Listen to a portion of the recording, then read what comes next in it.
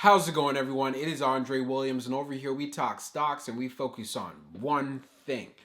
Always protect your profits. And today we're going to be talking about PROG stock. It made quite the move on the Friday, and there's one thing that I want to address very quickly. There was a comment on the video when I was talking about trading strategy for Friday, and the gentleman was saying that, you know what, this stock is not going to see 5 until another 3 months. But hey, we ended up seeing $5.15 for the high of the day. And I was telling you guys to look out for this. And I also did tell you, I doubt that the market makers are going to allow this stock to close above $5. And it closed at $4.89. No surprises there. We took a look at the option table. So that was just a quick recap. Like I said, doing your homework and doing your due diligence can help you with your trading plan. So I won't waste any more time. Let's jump into the agenda. If you're new to this channel, I just want to let you know we have timestamps down below inside the description. But if you're a shareholder or you're thinking about taking a position, I highly suggest you watch this full entire video. So the first thing we're going to go over is the technical analysis. We're going to be taking a look at the overall price action. We want to know support. We want to know resistance. We want to know those key levels so we have a strategy going in on Monday. And then afterwards, we're going to be going on Fintel, taking a look at the short interest information. We know the short interest does have an impact on the way the stock performs, and this is why we actually cover it. And then we're going to be taking a look at the order flow distribution. We want to know what was the buying and as well as the selling behavior like on the retail side and as well as on the institutional side. And then when all of that is done, we'll be going into the final thoughts and as well as some more details. So let's get to it. So we're going to do a technical analysis for PROG. Let's see how it performed on Friday. So it ended up closing at $4.89, being up 13.72%.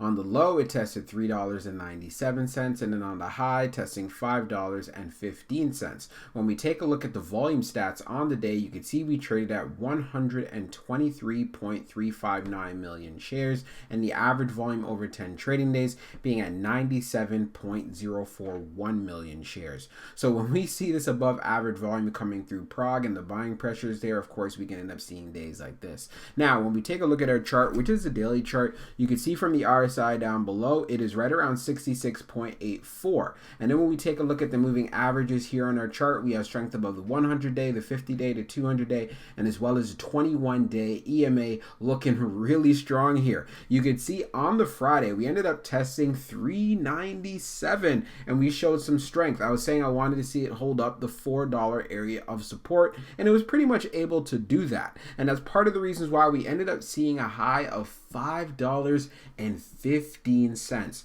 So going into Monday, of course, you guys know what's going to be coming next. I want to see us make a move going to touch this 550 area. If we don't end up testing it, like I said previously, I want to see 4 hold up, but most preferably, I would like to see us actually hold up around 450. If we can hold up around 450 going into the open, it can get very interesting, and that's where I can see, you know what, the 550 happening and even possibly 6. And I know the next question is probably going to be coming to your mind. What about the gap fill? You talk about gap fills all the time. So you can see where it starts. We have it here at 385, and in order to fill that gap is all the way down here to 353. So if the stock does decide to pull back, I'm actually going to be looking for strength right off of 350 because I feel if it could hold 350, it would still leave us in the game and the chart would still continue to look strong. Like I said, we're above all of our major moving averages, and we already know there's clearly demand for PROG stock. So let's see how it performs for the coming week. So we're going to take a look at the short interest information for PROG. So the dark pool short volume ratio is at 53.46%, and then for the dark pool short volume being just over 35.99 million shares. Scrolling down further on the page, the short shares availability is at 500,000, updated 29 minutes ago.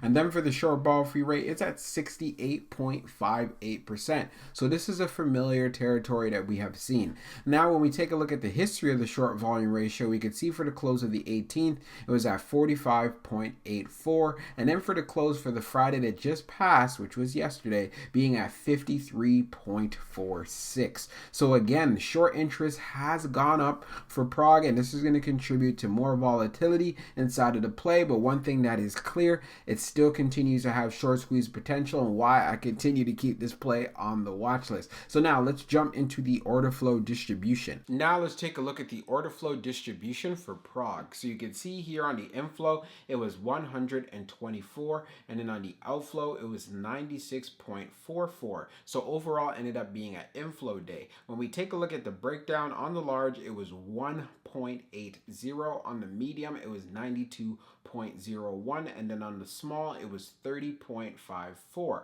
When we take a look at the outflow side on the large, it was 1.51. On the medium, it was 71.90, and then on the small, it was 23.03. When we take a look at the large scale orders in the last 5 days, you can see for November the 19th, which was the Friday that just passed, being at 291.6. And when we take a look at the breakdown even further, we could see for the small scale orders, which tends to represent the retail side, we had more buying than we had selling. So that is good to see. When we see on the medium, we had more buying than we had selling as well. And then when we take a look at the large, we had more buying than we had selling. So this tells me right away, keep this on your watch list. Now, when we take a look at the turnover ratio, we could see, it was at 75.33%.